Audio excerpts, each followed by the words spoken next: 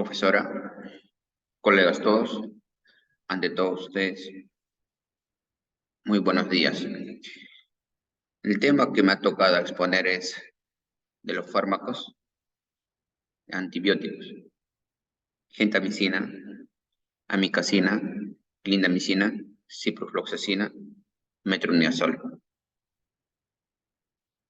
Como definición del antibiótico tenemos: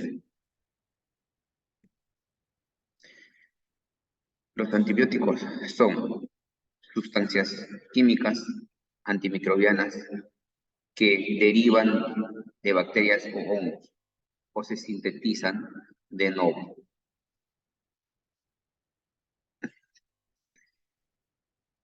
Los antibióticos se clasifican en dos, como bactericida y bacteriostático.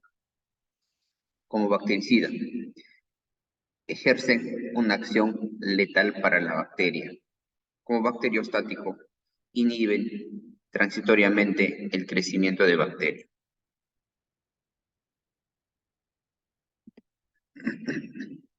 Como podemos observar en la pantalla, tenemos bactericida y bacteriostático, ¿no? Los fármacos que se dividen. Como bactericida, tenemos los aminoglucósidos, tenemos los más conocidos, ¿no?, en el Perú: rifampicina, vancomicina, cefalosporina. Y como bacteriostáticos, tenemos cloranfenicol, clindamicina, eritromicina, vincomicina, nitrofurantoína, ¿no?, el trimethoprim. Bueno, vamos a hablar mecanismo de acción de estos medicamentos. Mecanismo de acción de ciprofloxacina: inhibición de la síntesis de ácidos nucleicos, del ADN quirasa. El mecanismo de acción de clindamicina: inhibición de síntesis de proteína 50S. Y de gentamicina, amikacina, pues inhibición de síntesis de proteínas 30S. Vamos a definir de estos dos puntos, ¿no?, que tenemos de la ribosomas 30S y 50S. Bueno, el ribosoma es un gran complejo de ARN y proteínas. Cuando los ribosomas se aíslan de los extractos celulares, se obtienen en dos fracciones distintas. Una fracción consiste en una subunidad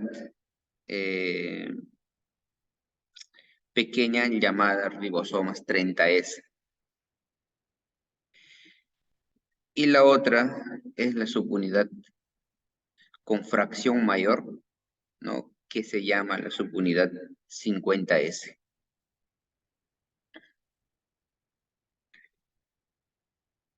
Bueno, vamos a... es la definición de las proteínas o ribosomas 50S y las proteínas 30S.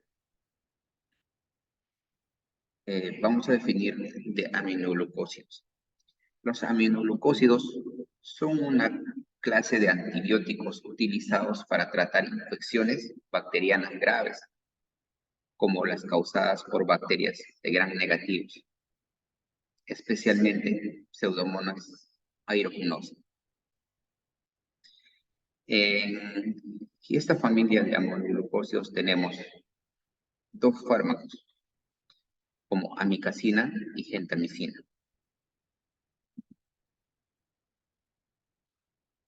La gentamicina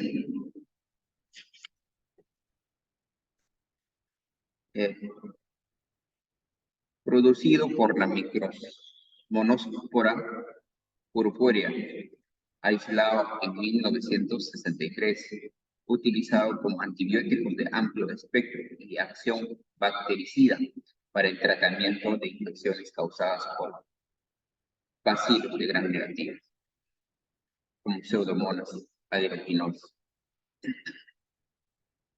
o Protus mirabilis. Farmacodinamia de la gentamicina. Con farmacodinamia, pues la gentamicina, ¿no? Atraviesa la membrana celular con transporte activo y se une irreversiblemente a las subunidades ribosomas 30S, ¿no? Que ya hemos mencionado, con las que se impide el inicio de la síntesis proteica y conduce en la muerte celular. Como farmacocinética, pues la gentamicina, ¿no? Su concentración plasmática son máximas en 60-90 minutos y son eficaces por un lapso de 4 horas, ¿no? Se distribuye principalmente en el líquido extracelular y 30 minutos después de su aplicación se encuentra en casi todo el tejido, ¿no? Líquidos y cavidades orgánicas. Bueno, las vías de administración de la gentamicina. Pues tenemos administración vía parenteral, administración vía intratecal, administración vía tópica y uso oftálmica. Como podemos observar, aquí les tenemos presentaciones, ¿no? En ampolla, que es para uso parenteral, en el ungüento para uso tópica, y aquí tenemos como en gotas, ¿no? Para uso oftálmico. Quizás algunos no tenemos conocimiento de vía intratecal, ¿no? Porque ese vía a mí también me sonó algo nuevo. ¿No? Pero tuve la experiencia de administrar a un paciente con un diagnóstico de meningitis, ¿no? Por intratecal, que se administra fármaco directamente al líquido cefalorraquídeo.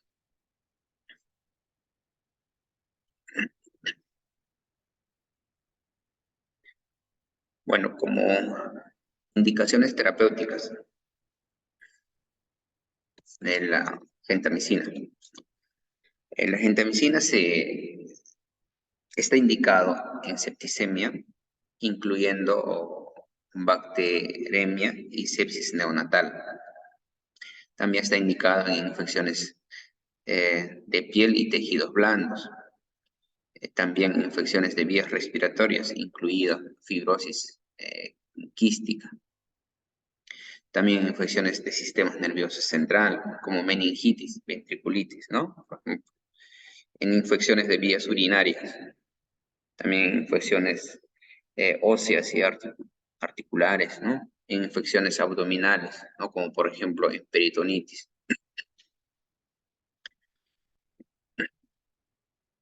Bueno, como efectos adversos de este fármaco, pues presenta, ¿no? Nefrotoxicidad, ototoxicidad y bloqueo neuromuscular, ¿no? Como también daños al sistema nervioso central. Como nefrotoxicidad, presenta o causa daño renal moderado en 10% de los pacientes y grave en 2%. El fármaco se acumula en las células del túbulo proximal y ocasiona daño progresivo, ¿no? Reversible si se suspende su uso. O sea, puede ser reversible el daño cuando se suspende su uso de este fármaco, ¿no? O sea, antes de que genere un daño mayor al riñón. Bueno, como ototoxicidad, suele ser irreversible y se presenta con disfunción vestibular, pérdida de la audición.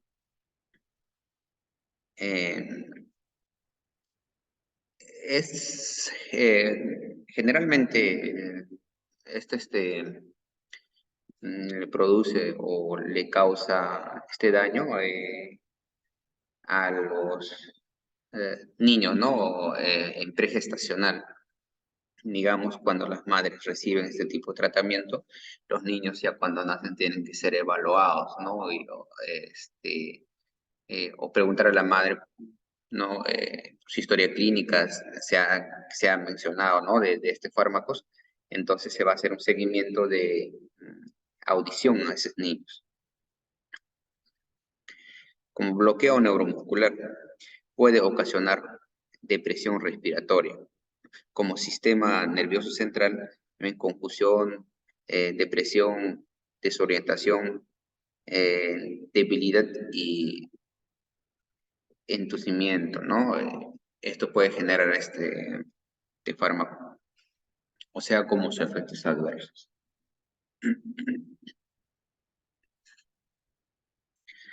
Bueno, contraindicaciones y precauciones.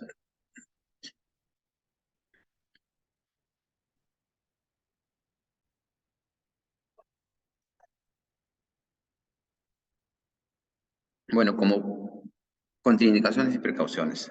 La gentamicina está contraindicada en los casos de hipersensibilidad a los aminoglucósidos, ¿no? En pacientes con insuficiencia renal, con botulismo, con miastemia graves.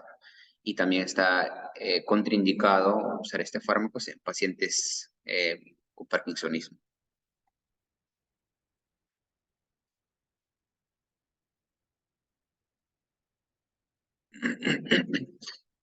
Bueno, vamos a hablar de siguiente fármaco, ¿no? Que es amicacina.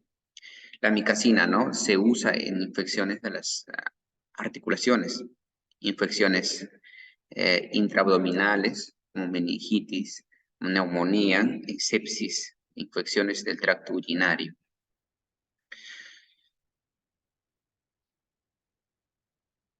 Eh, Farmacodinámica de la amicacina. Como todos los antibióticos aminoglucósidos, la amicacina se adhiere de manera irreversible al ARN 16S y la proteína S12 de la subunidad del 30S en ribosomas procarióticos. Farmacocinética. La amicacina no se absorbe oralmente, por lo que su vía de administración es parenteral. Su concentración máxima en suero se logra en 0,5 a 2 horas cuando se administra intramuscularmente.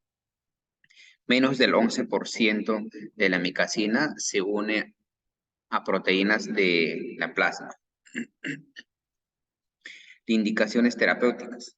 La amicacina está indicada en la bacteriemia causada por Pseudomonas aeruginosa.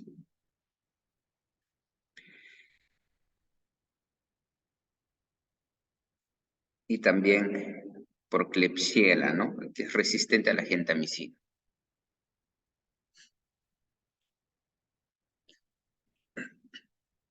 Efectos adversos de la amicacina. Nefrotoxicidad, ototoxicidad. Los efectos tóxicos en octavo par craneal pueden resultar en pérdida auditiva, pérdida del equilibrio o ambos, con nefrotoxicidad o bloqueo neuromuscular. La parálisis neuromuscular aguda y la apnea pueden ocurrir después del tratamiento con medicamentos aminoglucósidos. Nefrotoxicidad. Se ha reportado la elevación de creatininas séricas, ¿no? Albuminuria, presencia de glóbulos rojos y blancos. Por administración de este fármaco, pues hay presencia de creatinina sérica o se eleva, ¿no? Al elevarse, pues hace que cause daño renal. Como contraindicación y precauciones. La amicacina está contraindicada en pacientes con historia de hipersensibilidad o reacciones graves a la amicacina o a otros aminoglucósidos debido a la sensibilidad cruzada en este tipo de medicamentos. O sea, no se le puede administrar a pacientes que tienen como alergia o reacción en la historia clínica, digamos, ¿no? Se hace pregunta a los pacientes. Ya no se puede administrar este tipo de fármacos. Tenemos interacciones con otros fármacos. Tenemos interacciones con AINES, ¿no? No se puede administrar con AINES porque puede producir o puede causar efectos de potenciación de nefrotoxicidad, ¿no? También con anticoagulantes orales. También puede causar riesgos de hemorragias con kanamicina o neumicina, ¿no?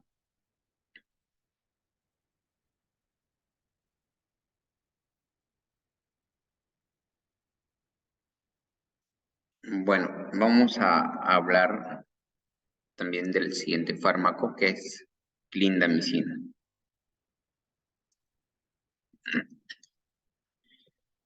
La clindamicina es una lincosamida de origen semisintético, derivada de la lincomicina, que es principalmente bacteriostático, producido por la sustitución del grupo 7 hidroxilo por cloro en la posición 7 del compuesto madre. Bueno, la clindamicina es eficaz para las infecciones causadas por anaerobios, ¿no? Especialmente en especies de bacteroides, entre ellos bacteroides frágiles, ¿no? En Staphylococcus aureus resistente a la meticilina extrahospitalaria, como Streptococcus pseudomonas, resistente a los eh, macrólidos y sensible a la clindamicina. Como farmacodinámico de la clindamicina, inhibe la síntesis de proteínas uniéndose a las subunidades del 50S, ¿no? De los ribosomas bacterianos y evitando la formación de uniones pépticas y inhibiendo la síntesis de proteínas. Como farmacocinética de la clindamicina. La clindamicina se absorbe bien por vía oral y puede ser o puede administrarse por vía parenteral. Difunde bien en todos los líquidos corporales, excepto en el líquido cefalorraquídeo. Se concentra en los fagocitos, ¿no? Indicaciones y terapéuticas de la clindamicina. La clindamicina está indicado en los siguientes eh,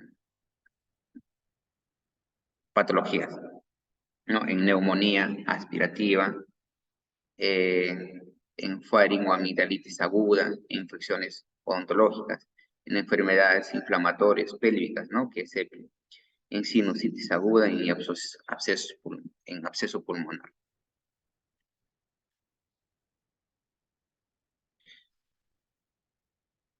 Bueno, efectos adversos. Tenemos como frecuentes, ocasionales y raras. Como frecuentes efectos adversos de la clindamicina es colitis por Clostridium difficile, diarrea, anorexia, náuseas, vómitos, flatulencia, distensión abdominal, trastorno del gasto con sabor metálico en altas dosis, ¿no? En elevación transitoria de las enzimas hepáticas. O sea, hay daño a lo que es parte de las enzimas hepáticas.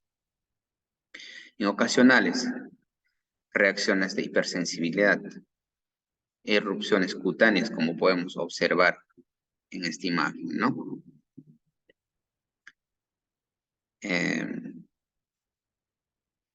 Fiebre, también superinfecciones bacterianas y micóticas, como raras reacciones anafilácticas,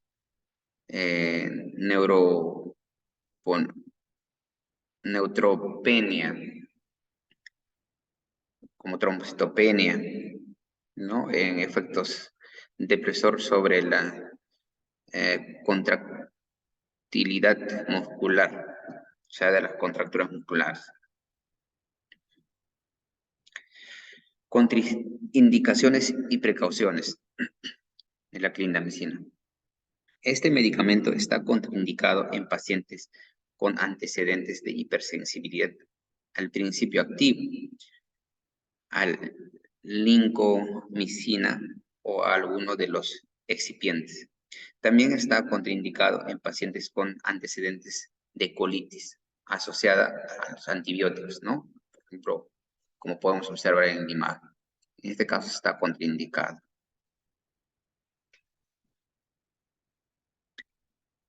Vamos a hablar de antibiótico ciprofloxacino. El ciprofloxacino es un antibiótico de segunda generación del grupo de las fluoroquinolonas, con efectos bactericidas con un espectro antimicrobiano e incluye bacilos, ¿no? De gran negativos. Heteroicos y pseudomonas aeroginosas.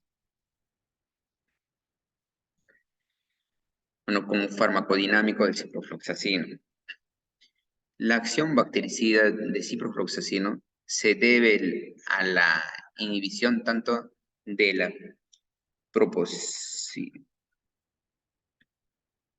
propoisomerasa del tipo 2 del ADN quirasa, como de la propoisomerasa del tipo 4, necesarias para la replicación de la transcripción, ¿no?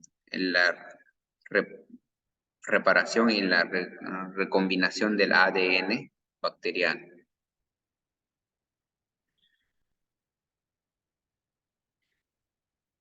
Farmacocinética, la ciprofloxacina. La ciprofloxacina se administra por vía oral, intravenosa, oftálmica. Después de una dosis oral, la ciprofloxacina se absorbe rápidamente en el tracto digestivo, experimentando un mínimo metabolismo de primer paso. Indicaciones terapéuticas, ¿no? El ciprofloxacina está indicado, ¿no? Los siguientes patologías. Profilaxis, post-exposición y tratamiento curativo del carbunco por inhalación en adultos. También infecciones de vías respiratorias bajas, de gran negativos, exacerbación de EPOC, ¿no? Infecciones broncopulmonar, en fibrosis quística o en broncoectasias, neumonías, en otitis media, ¿no? Supurativa crónica y maligna y externa. En lo que es infecciones de vías urinarias, en cervicitis, en gonocócicas, en infecciones del tracto gastrointestinal, como por ejemplo la diarrea del viajero.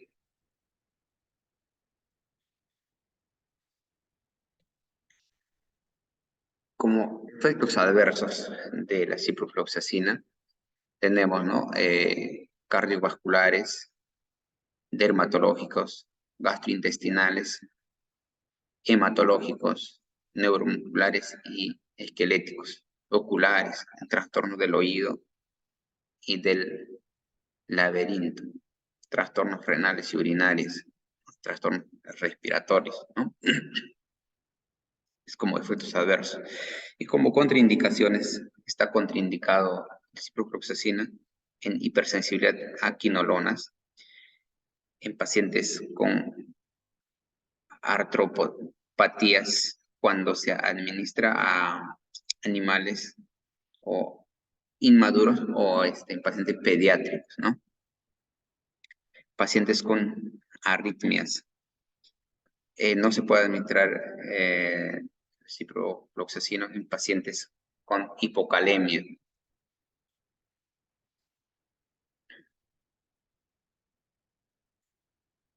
Bueno, interacción de las fluoroquinolonas, ¿no? Este medicamento no se puede hacer interacciones con otros fármacos porque ocasiona, ¿no? O como efectos adversos presenta, ¿no? Con cafeínas, con riesgo de toxicidad de cafeína, nefloxacino, ¿no? O ciprofloxacino. También no se puede entrar con diazepam porque tiene riesgo de toxicidad por diazepam. También no se puede administrar con hierro porque tiene riesgo de ineficacia del fluoroquinolona, ¿no?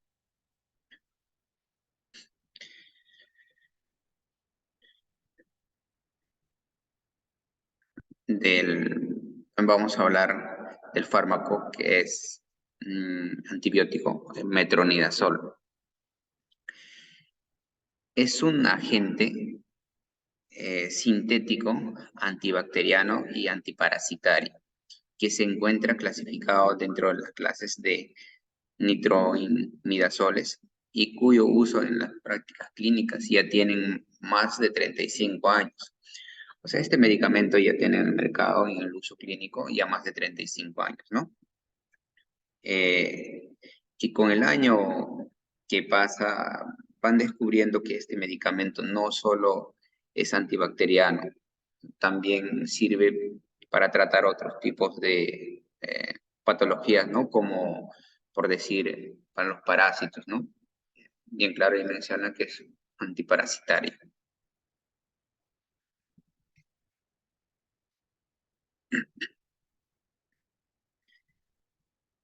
Como farmacodinamia. Eh, el metronidazol, pues se descentraliza la estructura helicoidal del ADN, inhibiendo así la síntesis de ácidos nucleicos y por consiguiente de proteínas y produce la muerte celular. El metronidazol es efectivo tanto frente a las células en fase de división como en las células en reposo. El metronidazol, debido a su mecanismo de acción, bajo peso molecular y unión a las proteínas y muy baja, el metronidazol es muy eficaz como antimicrobiano y prácticamente no induce resistencias. Un farmacocinética de metronidazol.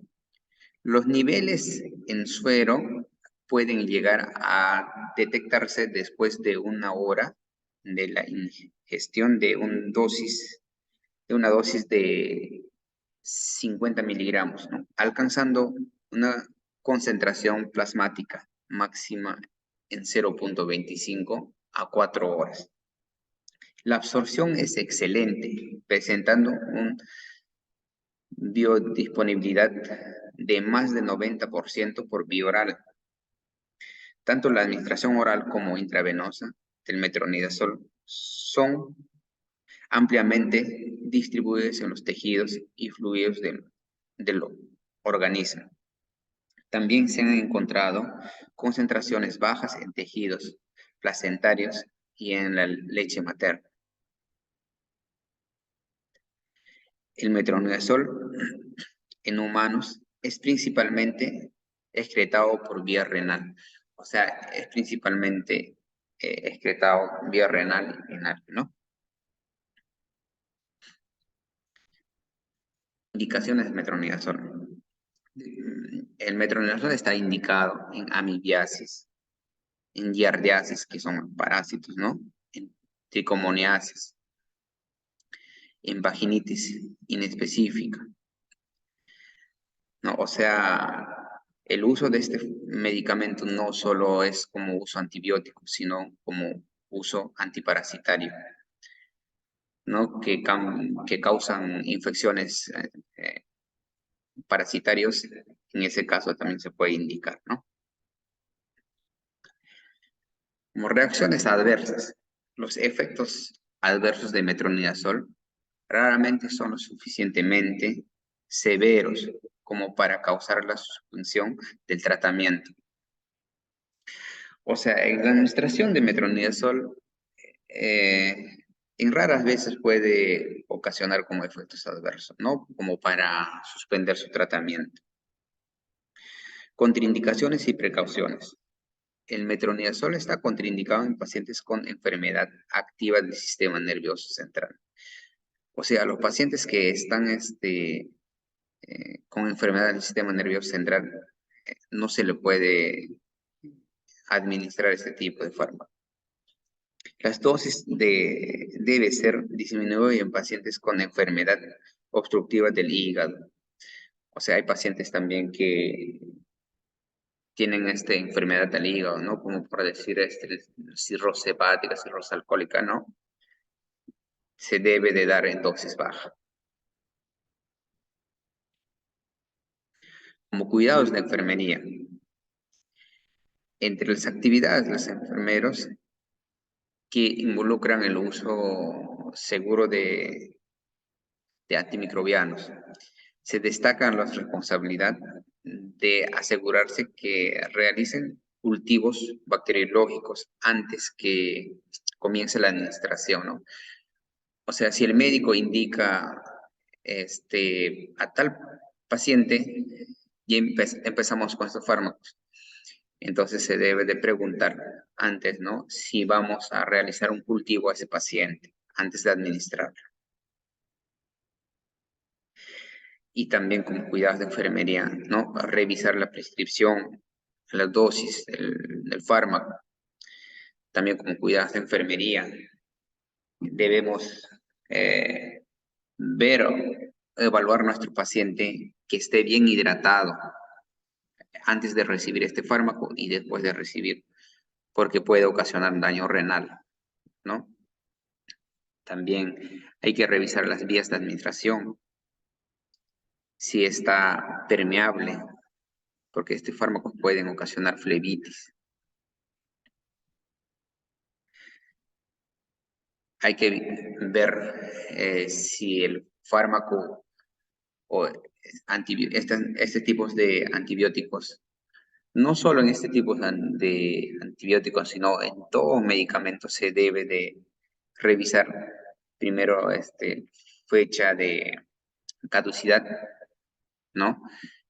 Y también revisar la historia clínica, ¿no? Su indicación médica, las dosis que están indicados, ¿no? Y también controlar las funciones vitales permanentes, ¿no? A estos pacientes, vigilar la zona de inyección y limpieza de los accesos periféricos centrales, ¿no? Hay pacientes que reciben por su CBC, entonces hay que cubrirlas bien y hay que curarlas, esas CBC, porque si no podemos ocasionar otros tipos de bacterias y hongos, ¿no? Y contaminarlos. Como mencionamos, ¿no? Siempre hay que fijar en lo que es dosis correcta.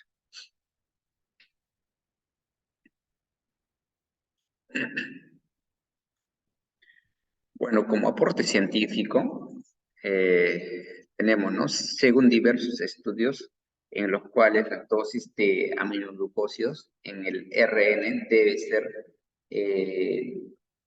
de acuerdo a la edad premenstrual, ¿no?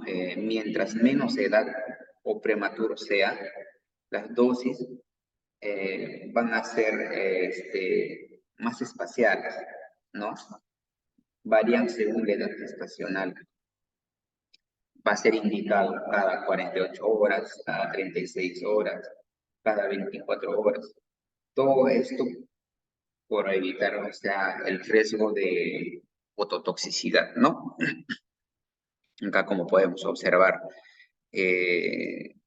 no, a menor de 29 semanas de gestación, administrar 15 miligramos por kilogramo de dosis cada 48 horas, ¿no? De 30 a 33 semanas de edad gestacional, de 14 miligramos a kilogramos de dosis cada 48 horas.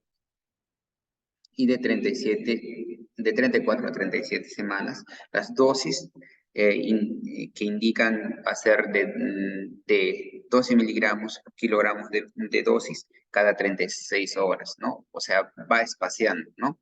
Por decir, aquí tenemos ya una semana mayor y ya las horas van a ser más espaciados, va a ser indicado cada 24 horas.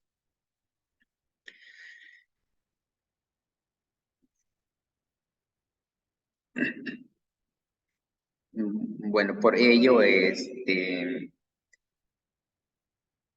los estudios proponen, ¿no?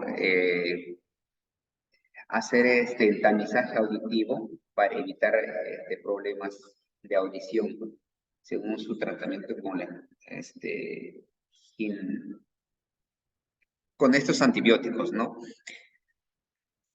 O sea, si la madre ha recibido este tipo de tratamiento, pues eh, o sea, en los estudios están recomendando de que se haga un tamizaje auditivo neonatal,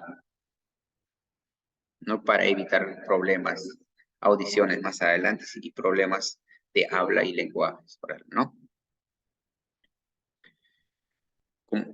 También tenemos otro aporte científico.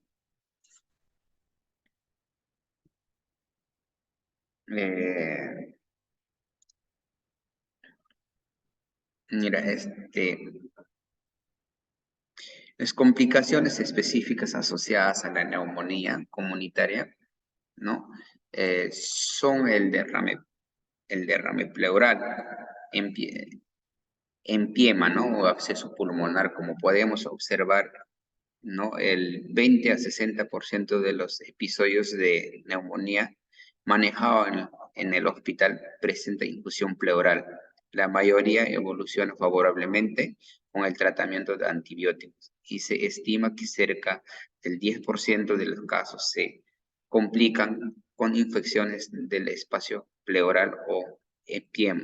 Ese empiema es eh, mm, puso en el pulmón, ¿no? Así, para explicarlo claro, ¿no? Como podemos observar aquí, vemos los niveles en la imagen, por esta parte de acá, ¿no? En la imagen se ve claramente, en estos espacios hay varios niveles, y esos niveles son las materias, ¿no? O el pus en el pulmón, ¿no? En algunos estudios sugieren que la clindamicina es más efectiva que la penicilina en el manejo de los abscesos pulmonares, ¿no? O sea, la clindamicina sería mejor indicado en este tipo de patología para poderlos manejar, ¿no?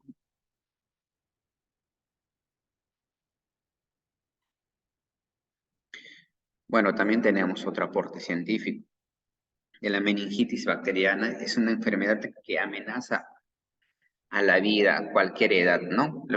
La profilaxis antibiótica de la enfermedad meningocócica está indicada en aquellas personas que tienen contacto íntimo con pacientes en los que se han diagnosticado infecciones meningocócicas. Se usa la rifampicina, sin embargo, una alternativa es el uso de ciprofloxacina. Por ejemplo, si tenemos un paciente, digamos, que ha tenido contacto con un paciente que tiene meningitis bacteriana, pues como profilaxis debemos de dar los ciprofloxacina oral a 500 miligramos, dosis única, ¿no? Pero eso está contraindicado en pacientes embarazadas, en lactancias hipersensibilidad a quinolonas. Bueno, aquí tenemos la bibliografía. Bueno, para terminando la exposición de los fármacos, ¿no? Mencionados. Bueno, espero les sirva de algo para poder o les haya alimentado un poco de conocimiento para poder aplicarlos con nuestros pacientes, ¿no? Y muchas gracias.